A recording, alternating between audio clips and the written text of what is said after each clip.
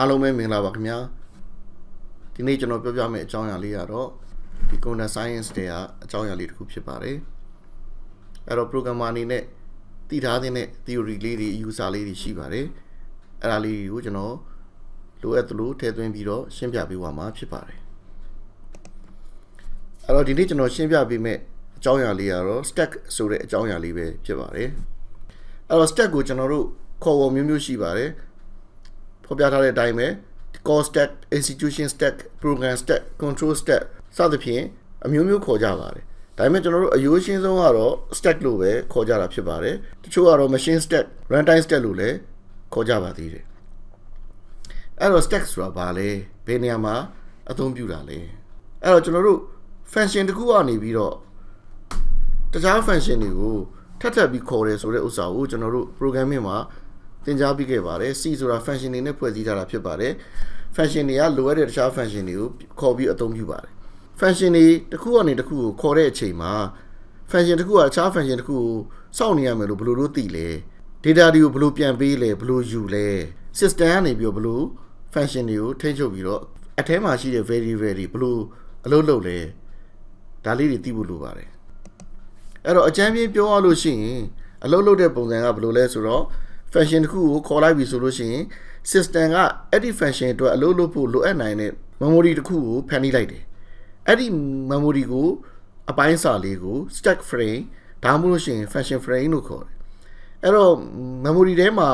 function stack တွေတစ်ခုတည်းမကရှိနိုင်တယ် main function ကနေပြီးတော့တခြား function တစ်ခုကိုခေါ်လိုက်မယ်ဆိုလို့ရှိရင်အဲ့ဒီ function နဲ့ဆိုင်တဲ့နေရာလေးတစ်ခုကိုယူလိုက်ပြီးတော့ stack တစ်ခုတိုးလာမှာဖြစ်တယ်အဲ့ဒီ function ကနေနောက်တခြား function တွေကိုထပ်ခေါ်လိုက်မယ်ဆိုရင်လည်းအဲ့ဒီ function တွေအတွက် frame တစ်ခုထပ်ပြီးတော့တိုးလာနောက်တစ်ခုက function တွေမှာ very ကြီးညာထားတာရှိတယ်အဲ့တော့ variable scope တွေအကြောင်းပြောခဲ့တာရှိတယ်အဲ့ဒီ variable scope တွေကဒီ stack တွေအကြောင်းဒါဖြစ်လာတာဖြစ်တယ်အဲ့တော့အဲ့ဒီ variable တွေကိုသိမ်းဖို့အတွက်လိုတဲ့ memory ကိုအရွယ်အစားအတိအကျအတွက်ချက်ပြီးတော့မှအဲ့ stack frame တွေကိုဖန်တီးထားတာဖြစ်တယ်အဲ့တော့ stack frame တွေစီထားလို့ရှိရင် stack frame တွေအများကြီးတစ်ခုကပဲ run နေမှာဖြစ်တယ်အဲ့ run နေမဲ့ function အပေါ်ဆုံးက function ဖြစ်တယ်အဲ့တော့အဲ့ function ပြီးွားလို့ပြန်ထွက်လာပြီဆိုတော့မှအဲ့အောက်က function က active ဖြစ်လာပြီးတော့ငါက run ပြီးတဲ့ function ကိုအဲ့ stack ထဲကနေဖယ်ထုတ်လိုက်မှာဖြစ်တယ်ကျန်တဲ့ function တွေကအလှည့်ကျဖို့အတွက်စောင့်နေရတာဖြစ်တယ်အဲ့တော့ recursion တို့ဘာလို့သဘောပေါက်ဖို့အတွက်ဆိုတာလဲဒီလို frame တွေကိုသဘောပေါက်ထားလို့ရှိရင်ပို့ပြီးတော့ရှင်းလင်းလွယ်ကူမှာဖြစ်တယ်ကျွန်တော်တို့ run သမျှ function တွေကျွန်တော်တို့ခေါ်ထားသမျှ function တွေအကုန်လုံးကို stack အနေနဲ့ကျွန်တော်တို့ကစီထားမယ်ပကံပြားစီသလိုပဲစီထားမယ်စီထားပြီးတော့နောက်ဆုံးခေါ်ခံရတဲ့ function ကအရင်ဆုံးအလုပ်လုပ်မယ်သူပြီးတော့မှကြံတဲ့ function တွေအဆင့်ဆင့်အလုပ်လုပ်ရမှာဖြစ်ပါတယ် function အသစ်တစ်ခုအခေါ်ခံလိုက်ရတိုင်းမှာအဲ့ဒီ function အသစ်အတွက် memory တွက်ချက်ပြီးတော့အဲ့ဒီအစိတ်ပိုင်းလေးကို stack ရဲ့အပေါ်ဆုံးမှာစီထည့်လိုက်တယ်အဲ့လိုအပေါ်ဆုံးကနေထပ်ထည့်လိုက်တာကို push လုပ်တယ်လို့ခေါ်ပါတယ်အဲ့ဒီအပေါ်ဆုံးက function ကအသက်ဝင်လာမှာဖြစ်တယ်အဲ့ဒီ function ပြီးဆုံးသွားတဲ့အချိန်မှာသူ့တာဝန်တွေပြီးဆုံးသွားတဲ့အချိန်မှာ function ထွက်သွားတဲ့အချိန်မှာမလိုတော့တဲ့အချိန်မှာဒီ function ကိုအဲ့ဒီ stack ရဲ့အပေါ်ဆုံးကနေဖယ်ထုတ်လိုက်တယ်အဲ့လိုဖယ်ထုတ်လိုက်တာကို pop လုပ်တယ်လို့ခေါ်တယ်အဲ့ခါကျရင်သူ့အောက်က frame ကအပေါ်ဆုံးကိုပြန်ရောက်သွားပြီးတော့သူကလောလောဆယ် run နေမဲ့ active frame ဖြစ်လာမှာဖြစ်တယ်အဲ့တော့ program တစ်ပုဒ် run တဲ့အချိန်မှာကျွန်တော်တို့က stack တစ်ခုတည်းနေရာယူတာမဟုတ်ဘူးကျွန်တော် heap တို့ static data တွေအတွက်နေရာယူတဲ့နေရာတွေရှိမယ် instruction တွေ machine code တွေပေါ့လေ machine code instruction တွေအတွက်နေရာယူထားတဲ့အစိတ်ပိုင်းတွေရှိမယ်ကျွန်တော် stack နဲ့ heap ဆိုပြီးတော့တွဲပြီးတော့သင်ကြားလေးရှိတယ်ဒီမှာတော့ကျွန်တော် stack အကြောင်းကိုပဲအဓိကပြောသွားမှာဖြစ်တယ်အဲ့တော့ heap အကြောင်းတော့ကျွန်တော်တို့ channel လိုအပ်တဲ့အကြောင်းအရာတွေသင်ပြီးတော့မှ DMA အကြောင်းသင်ပြီးတဲ့အချိန်ကြာမှကျွန်တော်ဆက်ပြီးတော့ရှင်းပြပေးပါမယ်အဲ့တော့ကျွန်တော်တို့ဒီ machine code တစ်ခုကိုဘာသာပြန်လိုက်တဲ့အချိန်မှာအဲ့ machine code ကိုဘာသာပြန်ထားတဲ့ instruction တွေပေါ့အဲ့ဒီ instruction တွေအကုန်လုံးကိုဒီအောက်ဆုံးအပိုင်းမှာသူတင်ထားမှာဖြစ်တယ်အဲ့တော့ run ထဲမှာနေရာယူပြီး instruction တွေကိုထည့်ထားလိုက်မယ်ပြီးလို့ရှိရင်ကျွန်တော်အဲ့ထဲမှာပါတဲ့ define လုပ်ထားတဲ့ constant တွေကိုနေရာယူမယ်ပြီးလို့ရှိရင် external နဲ့ static variable တွေ data တွေကိုကျွန်တော်တို့က static data ဆိုတဲ့နေရာမှာကျွန်တော်တို့ကသိသိမယ်အဲ့အောက်ပိုင်းက data 3ခုက program run နေသမျှအချိန်ကာလပတ်လုံး program အသက်ရှိနေသမျှကာလပတ်လုံးဒီ run ထဲမှာနေရာယူနေမှာဖြစ်တယ်အဲ့တော့ကြံတဲ့ ဒီ stack နဲ့ heap တွေကတော့ကျွန်တော်တို့ stack ကတော့ function တစ်ခုကိုခေါ်တဲ့အချိန်တိုင်းမှာ stack ကခုနကျွန်တော်ရှေ့ရရှင်းပြခဲ့သလိုပဲ stack တစ်ခုချင်းစီစီပြီးတော့ထည့်သွားမှာဖြစ်တယ် heap ကတော့ကျွန်တော်တို့ run time မှာမှ run တွေကိုကျွန်တော်တို့ကလိုအပ်တယ်လို့ယူသုံးတာဖြစ်တယ်အဲ့ဒါတွေကို DME အခန်းကြလို့ရှိရင် heap အကြောင်းကိုကျွန်တော်ရှင်းပြမယ်အခုကျွန်တော် step အကြောင်းအဓိကထားပြီးတော့ကျွန်တော်ပြောပြပေးသွားမယ်အဲ့တော့ step ဆိုတာကဘာလဲဆိုတော့ဒီပကံများစီတို့စီတဲ့ data structure ကို stack လို့ခေါ်တာပါပဲအဲ့တော့ तू က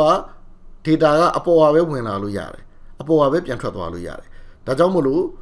အရင်ဆုံးထည့်လိုက်တဲ့ကောင်ကအောက်ဆုံးရောက်သွားပြီးအနောက်ဆုံးမှပြန်ထွက်လို့ရတယ်အနောက်ဆုံးမှကောင်ကအပေါ်ဆုံးရောက်သွားပြီးတော့အရင်ဆုံးပြန်ထွက်သွားတယ်ဒါသူ့ရဲ့ data structure အမျိုးအစားတစ်ခုပဲ data structure လည်းဖြစ်တယ်တကယ်လည်းသူ့ကိုအပြင်မှာသုံးထားတယ်ဒီပုံစံအတိုင်းပဲအဲ့တော့ဒီမှာပကံပြားစီထားလို့ပဲပကံပြားတွေအပေါ်ပါပဲထပ်ပြီးတော့စီမယ်ပြီးလို့ရှိရင်အပေါ်ပါပဲပြန်ယူမယ်အဲ့လိုပုံစံမျိုးပေါ့အဲ့တော့ data ကိုအပေါ်ဆုံးမှာထပ်ထည့်လိုက်တဲ့ဥစ္စာကို push လုပ်တယ်လို့သုံးပြီးတော့အပေါ်ဆုံးကနေပဲပြန်ပြီးတော့ဆွဲထုတ်လိုက်တဲ့ကောင်ကို pop လုပ်ပြီးတော့ဖယ်ရှားလိုက်တယ်လို့သုံးတယ်အဲ့တော့ဥပမာလေးတစ်ခုကြည့်အောင်အလွယ်ဆုံးဥပမာလေးပေါ့ဒီမှာဆိုလို့ရှိရင်ကျွန်တော်တို့က function လေးဒီနှစ်ခုပဲရှိတယ်ဒီ main function ကိုစ run တဲ့အချိန်မှာ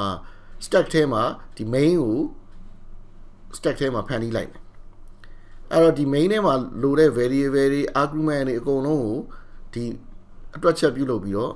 ဒီဘယ်လောက် memory ထဲမှာနေရာယူမယ်ဆိုတာကိုသူကဖန်တီးလိုက်တာဖြစ်တယ်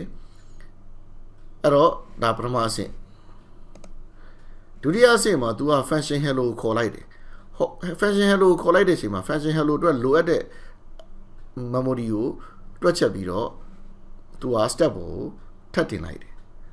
အဲ့လိုထပ်တင်လိုက်တဲ့အချိန်မှာ active ဖြစ်သွားတဲ့ကောင်က function hello ဖြစ်သွားပြီဒီ main ကစောင့်နေဘာမှမလုပ်ဘဲနဲ့စောင့်နေအဲ့တော့အဲ့ဒီ function hello ပြီးသွားတဲ့အချိန်မှာ तू ကဘယ်ရောက်သွားလဲဆိုတော့ဒီအောက်ကစောင့်နေတဲ့ main function တွေကိုပြန်ရောက်သွားတယ်အပေါ်ကခုနရှိနေတဲ့ function ကိုဖယ်ထုတ်လိုက်တယ်ဖယ်ထုတ်လိုက်ပြီးတော့ဒီ main function run တယ်ဒီ main function ကိုယ်တိုင်ပြီးသွားတဲ့အချိန်ကြာလို့ရှိရင် तू ကဒီ OS ကို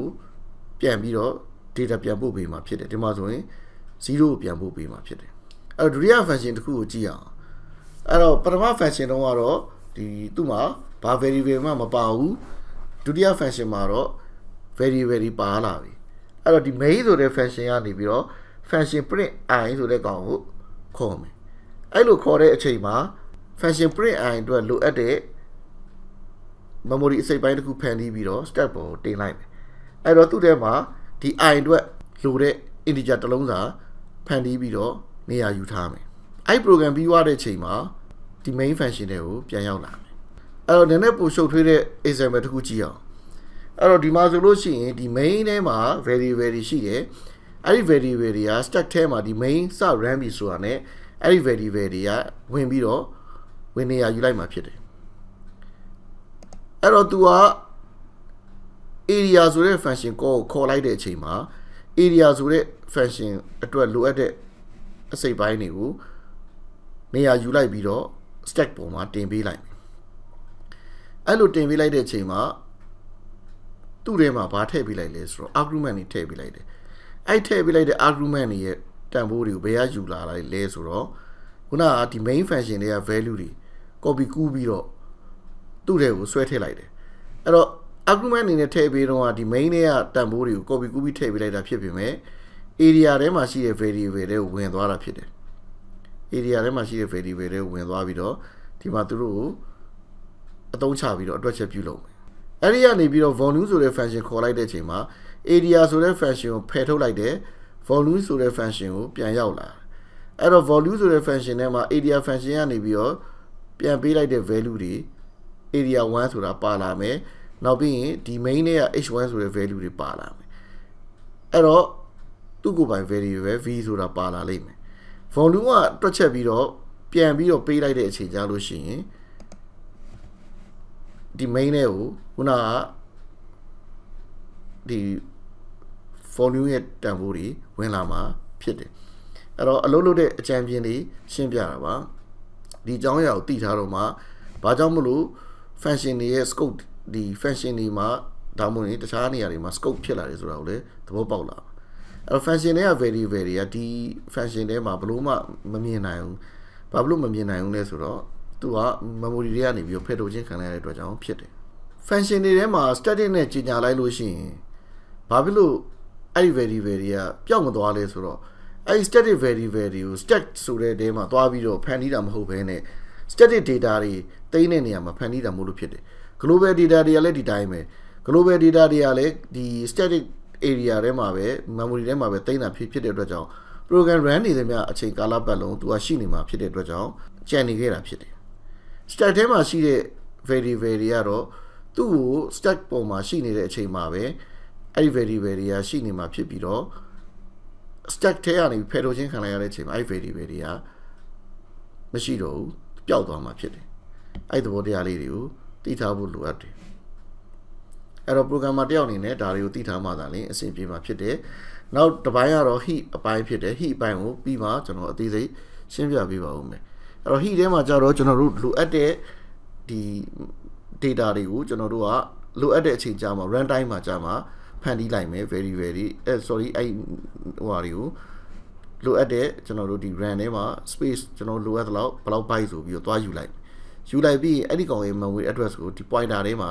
ထည့်ပေးပြီးတော့ pointer ကနေပြီးတော့ကျွန်တော်တို့ကသူ့ကိုလှမ်းပြီးတော့ယူသုံးမယ်အဲ့တော့ stack ကကျွန်တော်တို့ဒီမှာအကန့်အသတ်ချက်ရှိတယ်တကယ်လို့ program တစ်ခုကိုကျွန်တော်တို့ကခေါ်လိုက်တာ function call ခေါ်လိုက်တာ infinite looping ဖြစ်သွားမယ် infinite looping ဖြစ်သွားမယ်ဆိုလို့ရှိရင်ဒါမှမဟုတ်လို့ရှိရင်ဒီ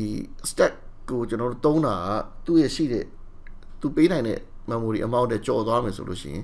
stack overflow ဖြစ်သွားမယ်အဲ့ဒီအကြောင်းတွေကိုကျွန်တော် heap အခန်းကြမှာထပ်ပြီးတော့ရှင်းပြပေးပါဦးမယ်အားလုံးကိုကျေးဇူးတင်ပါတယ်ခင်ဗျာ